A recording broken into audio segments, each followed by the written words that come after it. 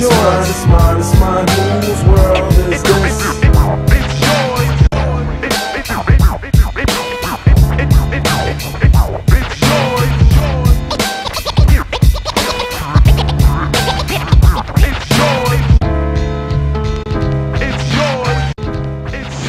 Poetry Road Warrior? Poetry Road Warrior to me is somebody that is out here by hook or by crook, making these gigs happen, going on what me and my sister Emerald like to call the humbug mission. That's where you don't have no feature, you don't have no clue what you about to do. You just going on faith and the humbug that something might be out there for you.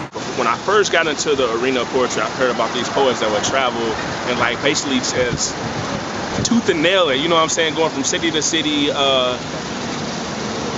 giving their message out, but not necessarily getting the most appreciation for it, making the most money for it, you know what I'm saying, like basically wanting to be heard no matter what. Like I've talked to some older poets that really get out there and like, man, I was on the bus for 3 days straight from here to across the world and all I ate was crackers and peanut butter for 3 days, but I got there and it was a good time. And I guess that's what my idea of it is, just being on the road and grinding. You're talking about a person who gets into a city at whatever time, on bus, train, plane, drive, or whatever.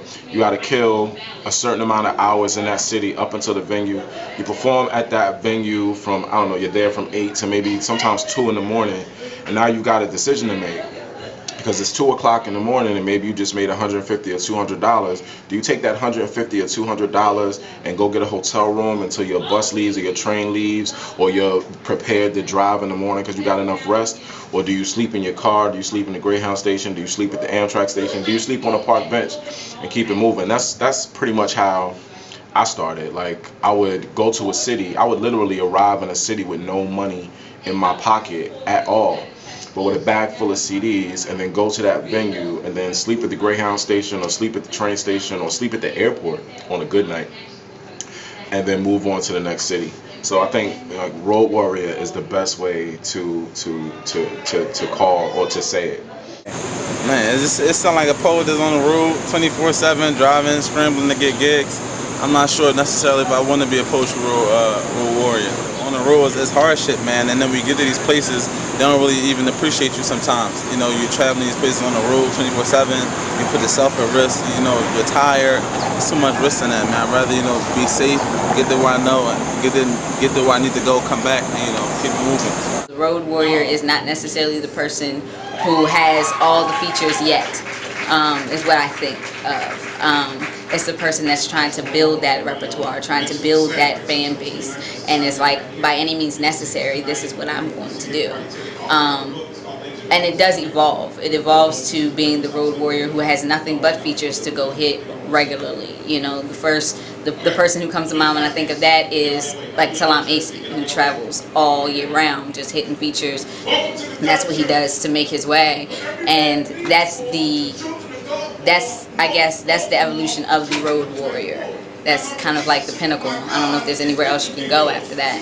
In order to be the Road Warrior, you have to be unafraid to carry the big backpack that doesn't match your outfit. Oh yeah. Like being a Road Warrior, the benefits of it, building a brand, like you work out the money. If you're a hustler, like you know how to get money, like you're gonna pay your bills with it, you know what I mean? You know how to work consistently, and that's real 2 + 2, like work consistently. Ain't nothing about to be given, but yeah. So for me, the best benefit of it is I can build a brand, and like it's the best way to spread your name. You know what I mean? Because people actually seeing your real work and what you really do on that stage. You might do the open mic a couple times, come back, get your feature. You know what I'm saying? Because what I'm really trying to do, I'm trying to set up, I need 150 places in the nation where I can feature every year. Like, that's what I want, you know what I mean? I want 150 spots where I know I can get a feature that once a year, you know what I mean? Like, because that's consistent money. Some days, at the end of the day, I feel like, regardless of how, you know, regardless of the lulls and the low points, there are, like, I have so many good memories. I have so many reasons why I should be doing this. I can't recall the low points at most days in my life. But on them days when 6 bills need to be paid at one time and I don't have no money, them the days I be like, why don't I have a regular job? You gotta use your 48 laws of power. You have to plan to the end. You can't just come out on the road expecting to plan for the city you get into. I don't come out on the road until I know how I'm getting home at the end of my tour. I can't, like, I have to know that I have my ticket money to get home by the time I've done my second gig in. You have to plan. You have to plan. You can't leave yourself out in the lurch thinking that you just gonna walk the streets and sell CDs to folks in cars. That's not the move either. If you're really trying to brand yourself, you have to set yourself apart and realize what your brand is, realize what your mission statement is, and sell that all the time. It's rough because you give your all and everything is up for opinion, you know, and sometimes you get up on that stage and you think you're about to make, you know, you're about to kill it, you feel like everybody really felt you, and then you don't sell any CDs and, you know, you're not doing as well as you thought you did, and it's just like a give and a take. Numbers game, you know what I mean? Like 7 days in a week, you know what I mean? If you choose to go to one open mic that week and you fail at that one open mic, you had a fucked up week, you had a messed up week.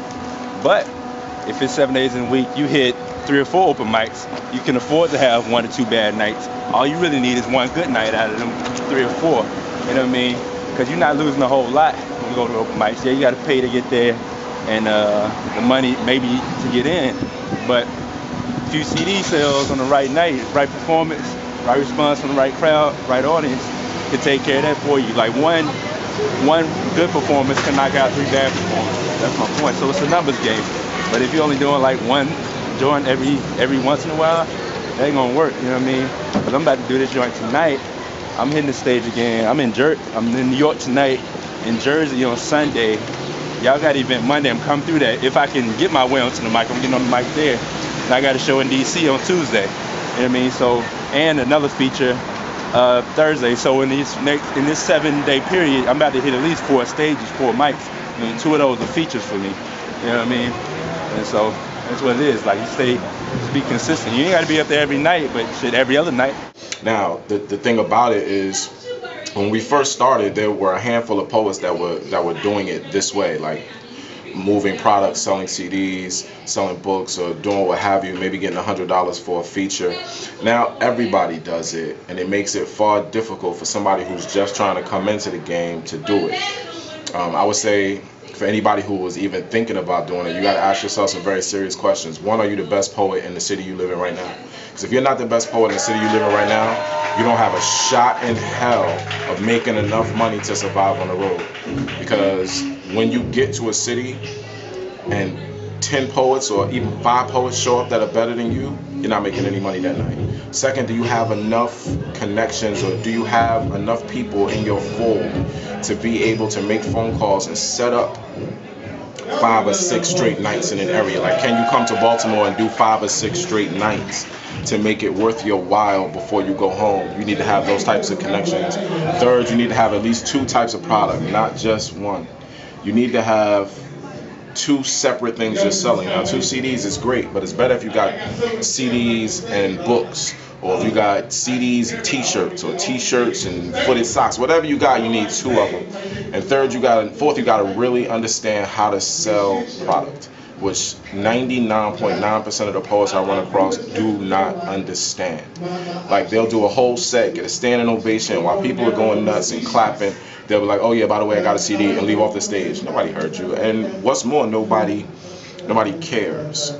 So if you can do those 4 things, then perhaps you have a shot at doing it this way for a living. But I will tell you honestly that I think this way of doing things is on life support.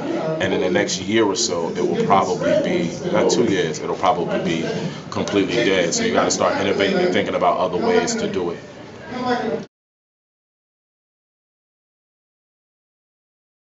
What it is a new generation of poets. You have that come out of the poets that come out of BMV, and they're not just looking to be poets. They're looking at, like we talked about, to build brands. And there's a group of us. You started the people like Joshua Bennett, got the Brooke Young. Even if you look at the whole Starvers Road movement, it's a movement where they're locking in social media, they're branding themselves, they're branding their businesses, and they're locked in, and they have their own movement going on. So it's not just spoken word poetry, it's more than that. They're publishing books, they're doing more than what the old spoken word poet would do. And I don't know where it started from or whatever, but I think it's a beautiful thing. It allows us to go beyond the box of just being performance artists, hitting open mics and things like that, of going beyond that. They're throwing showcases, they're building businesses, they're building, groups, not showcases, they're building a group of elite poets or whatever, where if you want to book these poets, you have to go to them specifically and book them all together. So it's like a business. I'm coming across a lot of people around my age that are starting to start their own organizations, starting to throw their own events. I'm gonna say, like our age, we've always had the people who do parties, party promoters, but I'm gonna say more so now, I think it's a bit more people, younger, my age, 22, 23, and even younger, that are starting, poetry slams, kind of like art events, fashion events, stuff like that. So I think, yeah, nowadays, the younger crowd is definitely trying to take over. Well, first and foremost, because everybody and their mother is doing it now, so you got market saturation. And market saturation affects everything. Like, cell phone companies can't sell as many cell phones because everybody has a cell phone. So you can't sell as many CDs because everybody is selling CDs. You can't sell as many books because everybody is selling books. When I first started selling CDs, 9 times out of 10, if I walked into a venue, I'd be the only person there with the CD. Not saying I'm the only person in the country, but I was the only person at that venue. Now, pretty much everybody at that venue has product. So if everybody has product, it makes your product more difficult to sell. Second, poetry crowds are recycling again. So everybody who came up with me, those 34, 35-year-old, 36, 37, 38-year-old people who actually have disposable income, those people have migrated out, and now a younger crowd of people is coming in, college kids who are for the most part broke and don't have jobs. So that's the second thing. And the third and the most important thing, and this is something that you have to really understand the genre to truly understand, the cost of moving from city to city, especially if you're leaving the East Coast, going to the Midwest, or leaving the Midwest, coming to the East Coast, the cost of that flight has increased almost 100% from 10 years ago when I first started. So when I used to be able to get a flight from Atlanta to Chicago for 99 bucks, good luck doing that now. Even if you plan that flight, 8 months, 9 months, a year in advance, good luck getting that flight for $99. So now that flight is $250, $300. So you almost can't make enough money to justify that round trip $600 or $700 flight. So because of those 3 reasons, this way of doing things is on life support. So the people who survive and make it out of this are going to be the people who innovate in the places where they are. People who innovate in the cities where they are and don't have to travel around to make their money. So 2 years. I got mad respect for the older poets. This is the first thing and foremost. But I think this new generation, they got to catch up, man. They got to catch up. For the simple fact that the world is changing. So the old model of things is different. It's not like it used to be. You have guys who are cornering the market with things like YouTube, and they're getting deals signed off YouTube to get money. There's so many other ways for this craft to be lucrative. So you may be able to stick with your open mic and do your spitting or whatever, and get you maybe $100 here, $250 there, whatever. And you might be comfortable, might be complacent with that, but there's real money out there to be made. You got some of the youth there doing commercials for Sprite, for Pepsi and things like that, where they're taking the art to a different level, and I think it has to be growth. It has to be growth. And some people, they're just gonna be stuck in their old ways, but in order for us to, as a movement, as a front, to move forward, the older poets kind of have to catch up with the younger poets.